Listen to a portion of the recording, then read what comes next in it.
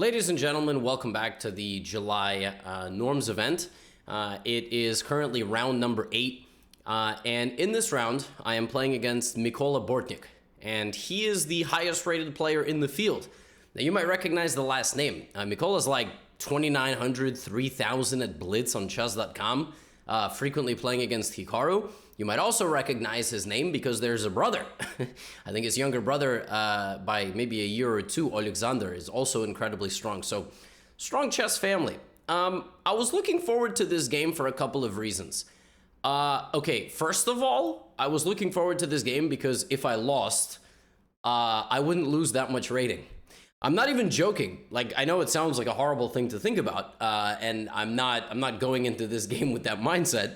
But, you know, I lost to a lot of games in the event so far. I've lost 3 games, and for all those games, I lose a lot of points. When you lose up, you lose a lot less rating. So I was kind of looking, I was like, oh, this is like a blank slate. You know, I'm going to do my best. And also, I was looking forward to this game because we played recently in Title Tuesday, and I had a great position, and I was looking to kind of build on that, although, of course, Title Tuesday is sort of meaningless. And third, I was excited because I thought he would play a Catalan. Because he played a Catalan earlier in the event. He played Queen's Gambit, and then he played a Catalan. I think he might have had another game with Knight C3 or some sort of Queen's Gambit declined. So I was really excited to play some Catalan prep, like a line that I've never played before. Because Catalan is one of those openings with black. You need a few lines, and you can get interesting positions with black. So I took the pawn. He played Bishop G2, and now I played A6. And here the main line is castles. I was ready to play. Some of the you know, kind of critical main lines where you try to defend the pawn. I mean, you try to build the pressure on the center. And he thought for a while after A6, which made me think he's not going to play. He's not going to play castles. He's not going to play the main line. Like, for example, here there's a move Knight E5. Also very interesting move. Black gives a check and then tries to defend this pawn like this. You threaten this pawn as well. Very complicated position. But he played A4. Now, from my limited knowledge of the position, I think this is a bad move. The idea is very obvious. It prevents B5, but it's overly committal. It's overly committal, and it gives me good control of the dark squares on the queen side. It's a move that I think allows me to get a pretty decent position pretty quickly. So I was very happy to see this move. I was happy to, I was excited. Like, we're off to a good start. I thought about C5. C5 looked very natural to me, with the idea to just put the knight behind the pawn. But a much more Gotham-style move, and really the idea behind A6 is to play Knight C6. And the point is to pressure this pawn and disallow this knight from moving. And then play Rook B8 and B5. So Rook B8 removes the bishop from the diagonal, right? And also removes, now as a bonus, removes the rook from the diagonal of the bishop. So Knight C6, Rook B8, B5 was my idea. So all of that happens, right? And now I'm ready to go B5.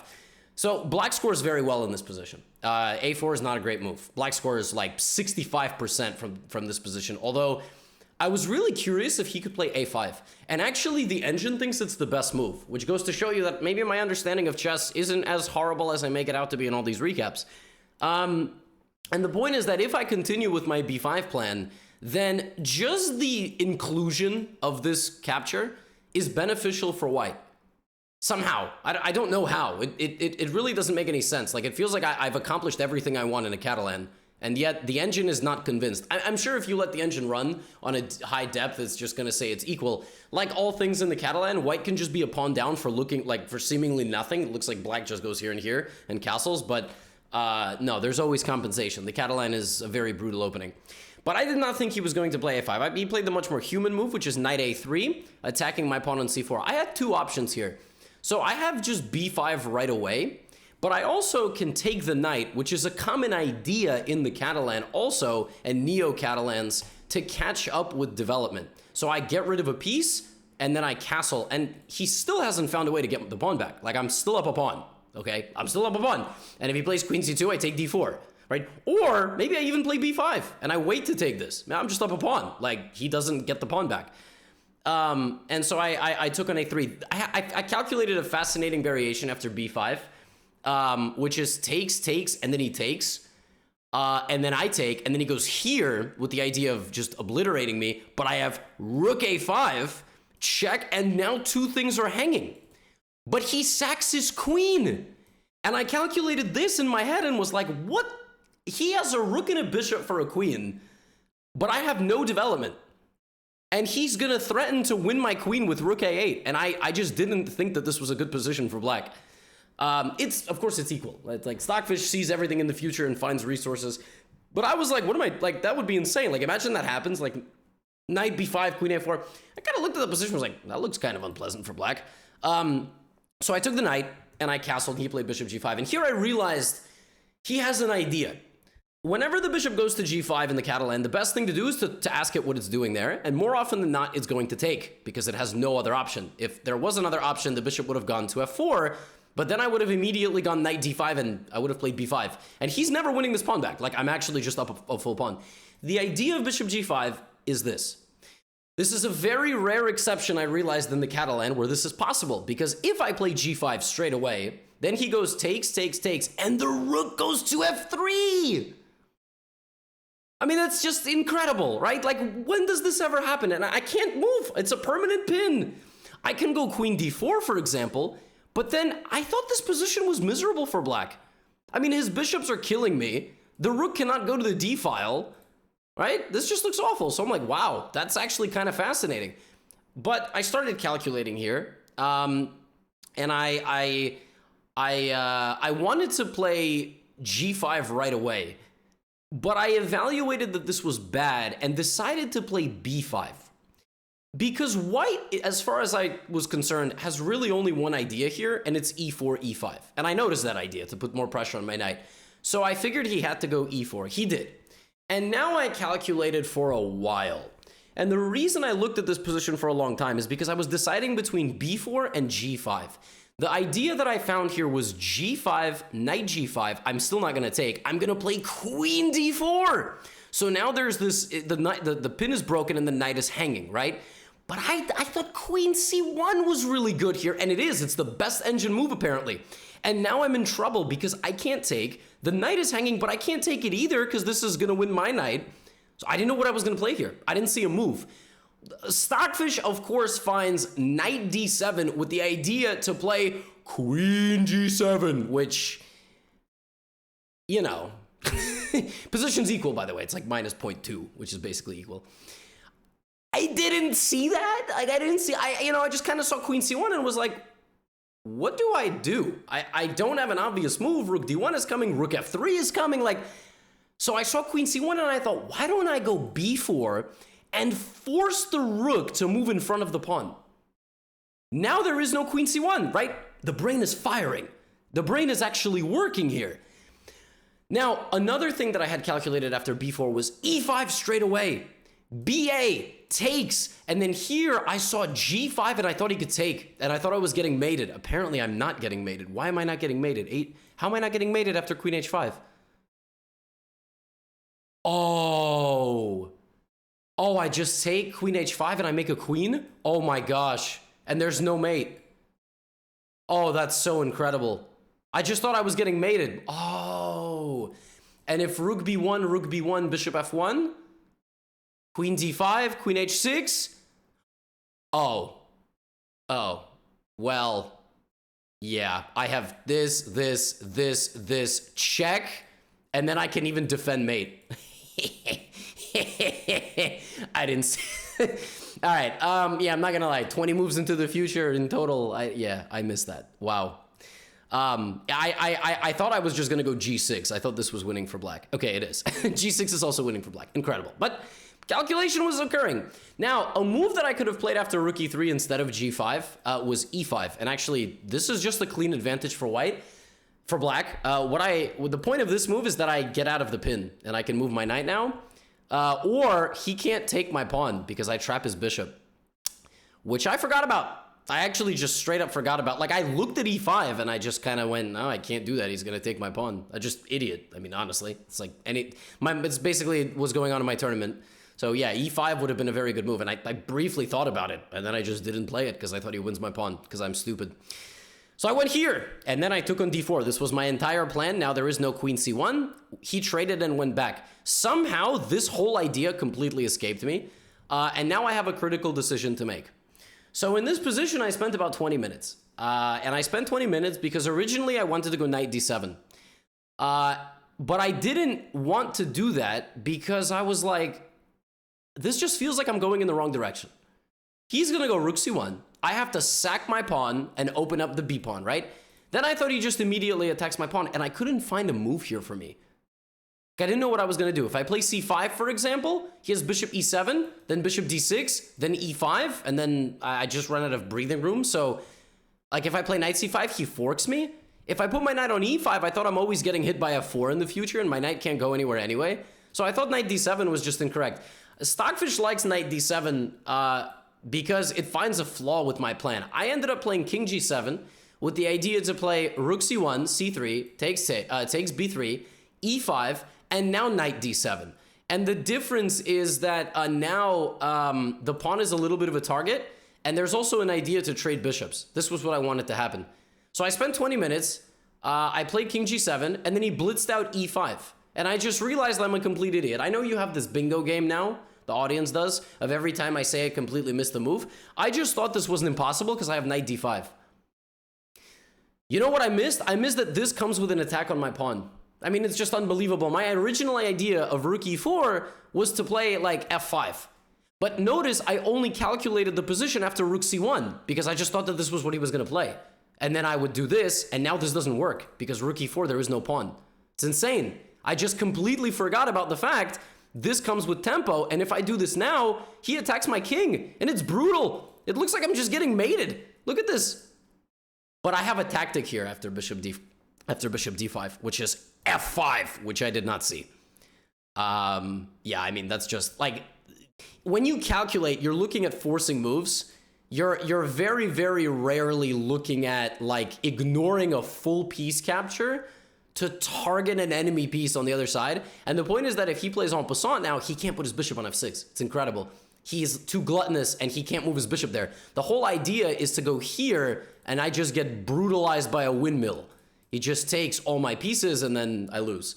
So yeah, so I didn't do that, you know. And now I'm like, oh my god, you know. Now he plays this move, which is not a move I even looked at. So now I'm down 25 minutes on the clock, and the game's getting away from me. I still do this, rook b1. Now I got about 15 minutes to 45 for no reason at all. Of course I'm mad. I'm mad at myself because I've even gotten myself into this situation, you know, from a pretty successful opening. I don't find e5, I don't get the advantage, I'm trash. All those emotions keep flowing back to me. And then here I find an idea. Bishop b7 takes bishop c6. I activate my pieces with tempo. I was drastically behind in development, and I find a nice variation here where if we trade pieces and he does something like this, I have rook b1, bishop f1, and now an incredibly important move, bishop d5, to threaten bishop c4. He goes here, here, here, and I found a draw. I found a draw down 2 pawns, which is huge. Like, he doesn't have to repeat, but I'm going to go knight c5, knight d3. It looks like a very difficult position. His bishop is totally locked out, right? So I saw that, and I said, okay, fantastic. What I had misevaluated was that he has rook b4, which I only saw after I played bishop c6. Because I thought that he couldn't do this for whatever reason. He can't really do it, because I have take, here, here, and I'm going after his other pawn. It's now very important that I win his other pawn back, okay? He goes bishop e7, I start harassing his bishop. It's very important I have rook e8. If I don't have rook e8, I will never win the pawn back. I thought about going for this endgame, but I didn't know how I was going to win this pawn. So I played rook e8, and we get the following position, right? So I'm down a pawn. He's extremely passive, and my rook is threatening to attack his other pawn, right? Like this. And then this. Now at this point, folks, when I tell you I get nervous during my games, I am physically shaking. I get freezing cold because I'm about to hold against a very good player. You know what I mean? Mikola, if you're watching, shout out to you. That's just what happens. Maybe it's obvious, maybe it's not. I have to compose myself not to literally have a full meltdown. So I know that his pawns are coming, right? Like, he's not just going to sit there and be restricted, and that's what he does. And I start shuffling because I don't have to do anything. Like, maybe I should have played bishop d5 and tried to be more solid with c6. This didn't even occur to me that I should move my bishop. I just thought I'm shuffling back and forth. Now he goes for a winning idea. His idea was that I can't go rook c2. This had always been my plan, right? Because he forks me. But I can go here, and he can't actually win my pawn, because I'll just play c6. So he goes here, and I think maybe he missed that I have this defensive resource. And he's gonna lose some of these pawns, like they're overextended. So what happens now is we're in a rook endgame with completely equal material, right? But it's not so clear. Now, I have a minute on the clock, just so you understand. He has about 10. He has about 10, 11 minutes. You get 30-second bonus every move. I'm holding this. Like, I'm not gonna lose. But he's gonna make this really difficult for me, okay? He's gonna make this extremely difficult for me. And with a minute on the clock, I have to think defensive setup and what are his plans, right? So he's gonna sneak around back and try to promote the pawn. He's also maybe looking to create an outside pawn. Now, what I realized very quickly is that if I lose all my pawns because I'm brain dead, and he has c-pawn and h-pawn, it's still a draw if the rook is all the way back there. Because what happens is I hide my king in front of the h-pawn, and then I just move my rook back and forth. And he actually cannot promote. The endgame I'm talking about would involve him having the rook like this, and the pawn on h6, and my king is on h7. I'm pretty sure that's a draw, because he cannot break through. I pressure the pawn, and when the king starts coming, I just start giving the king checks. So I'm like, okay, I'm playing with house money, right? I can just make moves. Like, I don't need to worry about a whole lot. But here, I'm like, wait a minute. His king is trying to sack pawns and come over. Here's where I miss the easiest draw, which is just rook g1. And I'm just gonna go back, and if he goes here, I just go back. So this is like completely effortless. I mean, I don't know why I didn't see this draw. Instead, I lash out with f5, and my logic was if I clear off the pawns, I'm gonna be in good shape. Plus, there is an extra bonus of I can run here. And now he cannot check me. And so by the time he gets to my pawn, it's just a draw. Like, he cannot win this endgame. It's unwinnable. As long as my king is safe from checks, right? Terrific. Wonderful. He goes king d3, I go rook c1. And now he finds this nice trick. And in this position, I think his idea is hg, h5. And with 30 seconds on the clock, I could not for the life of me evaluate.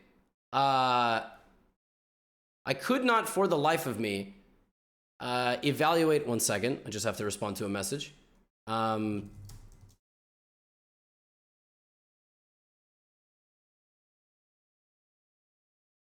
Okay. I was actually just giving my wife directions. Very important, time sensitive, so had to respond. So yeah, this idea to sneak a pawn in here and then do this with 2 pawns actually loses for white. g4, h6, g3, h7, rook h1. And apparently this is losing for white, which is unbelievable. Like, he played g5 with the intention of doing this. But I have to make a decision. I have 30 seconds. I'm going to run out of time. Like, and if this is not winning for black, it's losing for black. And I'm like, oh, king g6. Okay, fine, it's still a draw. Okay, I miss a winning chance. Fine.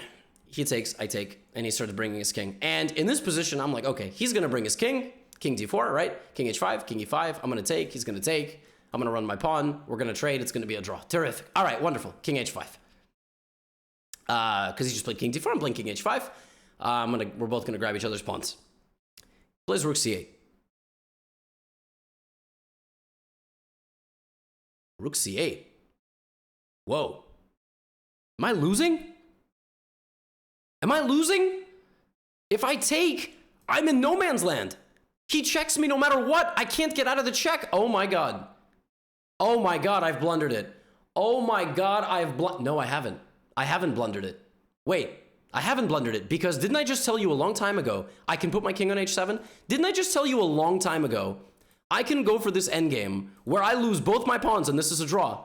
This is still a draw. I told you that a long time ago, didn't I? Rook c8!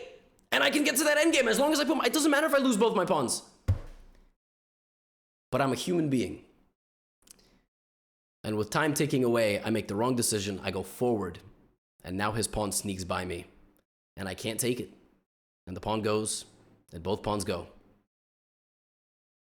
And I lost. I lost the game. When I tell you it still has not settled in that I lost this game, I'm not exaggerating. Like, I wasn't even sad. I was shocked.